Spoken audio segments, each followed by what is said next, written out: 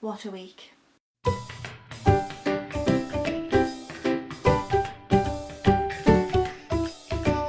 Hi everyone, today I'm going to do a mini book haul and also a little bit of a chat about some of the things that I've been loving lately, and so I'll do the book haul first, and so if you're only here for the books you can switch off after that, and if you're interested in the rest of the things I've been loving lately then you can sort of stay tuned to the end. But what I will say is there was no video up last week, and this video is late. The reason for that is that I was in a bit of a car accident and my car has been completely destroyed, and luckily everybody who was in the car was fine, but it has been a little bit of a drama trying to get a new car and all that sort of thing, so that's where I've been, and that's why I haven't been active on my social media and I haven't been active on YouTube. But that should be all getting sorted. I am picking up a new car in about an hour, and so yeah, that will hopefully everything will be back to normal and everything will be fine. So let's get started with the books that I bought. There's only 3 of them. It's, like I said, it's a small book haul, but it's a book haul nonetheless. So the first one that I've got is This Modern Love by Will Derbyshire. I have seen this doing the rounds on BookTube and I really want to pick it up. It is a gathering of over 15,000 submissions from nearly 100 countries of people's experiences with love. So whether people have fallen out of love or whether people are in love, it's sort of a collective you're not alone type thing. And I just love stuff where where there's been submissions from people, and I'm really interested in real lives and people's thoughts, feelings and how people work. So it's got things like this. It's got people's personal photographs, a little bit of writing. Some are longer, some are big, quite long letters. Some are sort of set up as in email form. And it just looks really interesting to me, and I really like the cover of it. I like it's just quite simple, and I like a nice hardback. So yeah, I picked that one up. Next I bought Hex. I was in Waterstones and they had a buy one get one half price on books, so I picked up Hex by Thomas, and I think it says Old Huveld. Once again, there's me not being able to pronounce a name, but there we go. And this is a YA. So this is about a 17th century witch who visits people as they sleep. Apparently her eyes are sewn shut, and they call her the Black Rock Witch.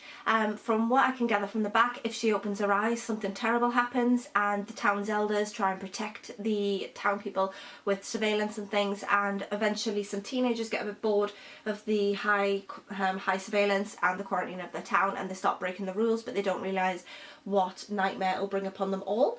So that sounds pretty scary and it sounds really good, and I don't think I've actually read anything about a witch before, so this was picked up on a whim. I didn't even know this book existed until I saw it on the table at Waterstones and grabbed it because it sounded really interesting. And the next book that I picked up was the sequel to Illuminate, and if you watch this channel often you will know that I'm not really a sci-fi reader, but I read Illuminate at the beginning of the year, did it as a buddy read with Eleanor Reed's books, and I absolutely loved it.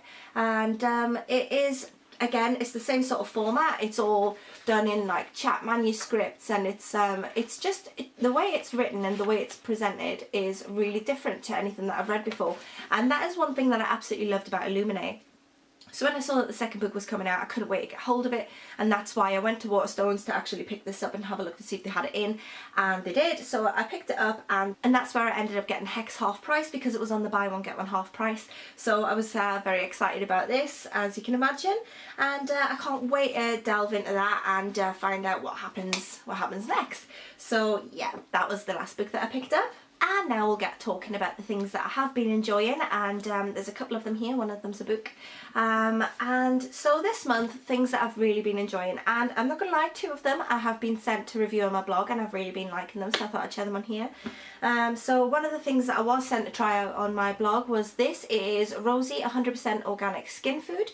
I will link this down below. This is just sort of a sample pot that I've been trying, and I'm almost out of it. And as you can imagine, I get sent a lot of skincare to try, and the reason that I'm sharing this on here is because this is one of the only skincares that I've been sent to try that I've absolutely loved.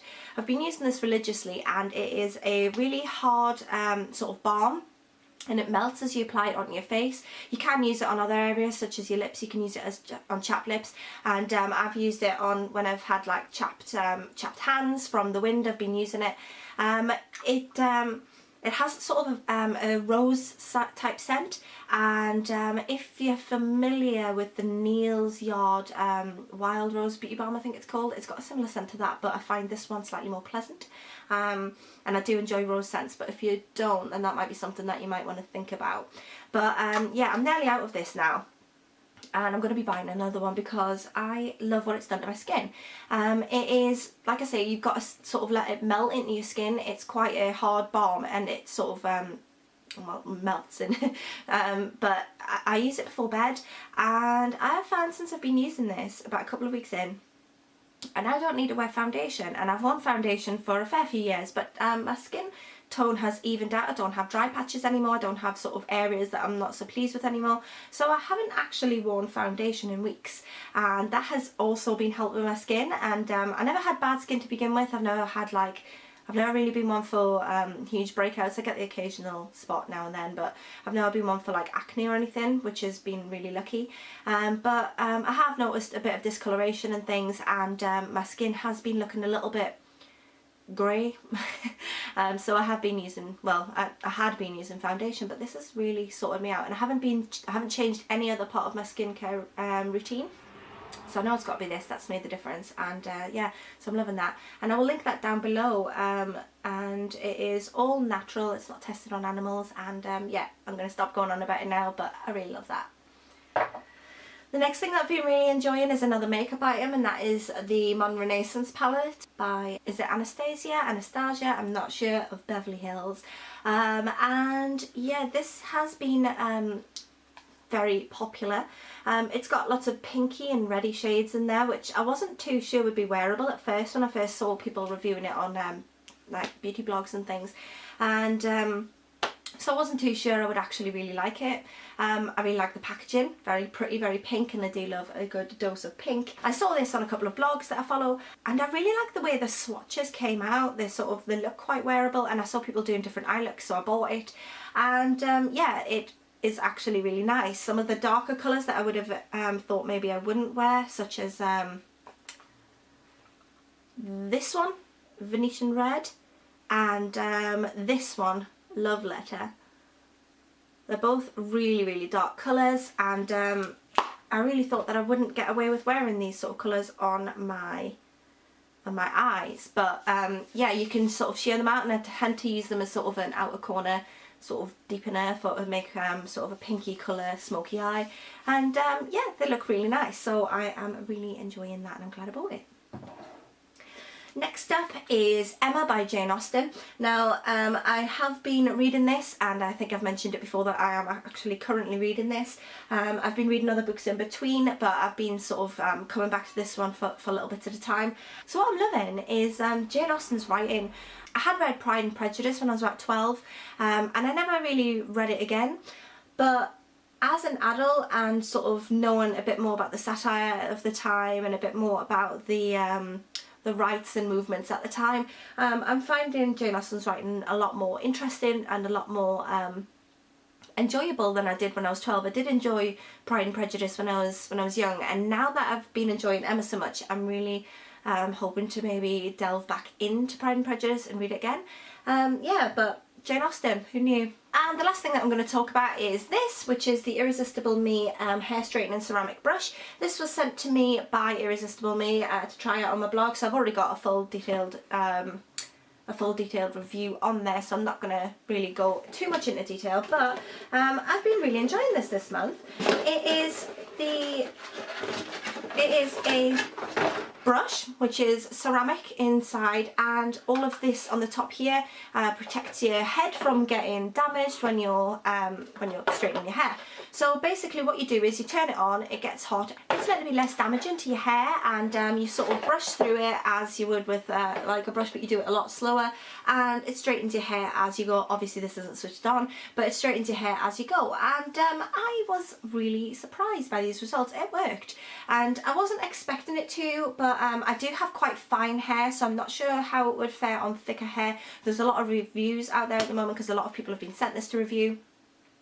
So if you're interested in it and you've got thicker hair, you might want to search around different blogs and things and see if you can find a before and after picture of someone with thicker hair. But like I say, my hair's quite thin, quite fine, and yeah, it really worked. And it's supposed to be a lot less damaging than a flat iron and give you a more natural result, so you're not going to get the poker straight look that you will do with a flat iron. It's much more of a natural straight.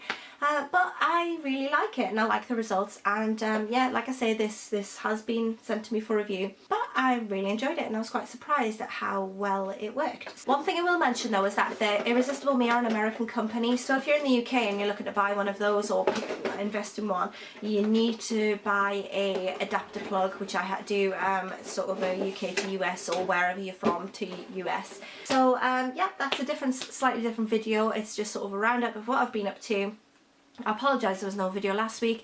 I did have one in mind. We'll be filming it and you'll be seeing it soon, and hopefully everything will go back to normal after the unfortunate events of the past couple of weeks. So I'm off now to go pick up my new car and I will speak to you all soon. Bye!